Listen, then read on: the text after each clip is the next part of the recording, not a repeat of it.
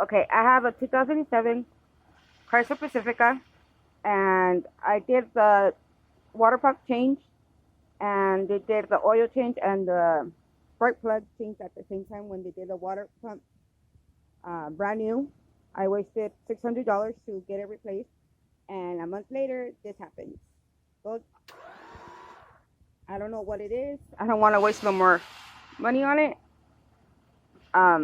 If anybody can help me to know what's wrong with it, maybe somebody can give me their opinion. Maybe something.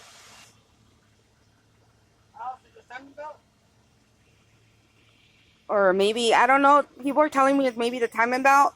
But I would really start it. Like somebody to give me their opinion. Go ahead again.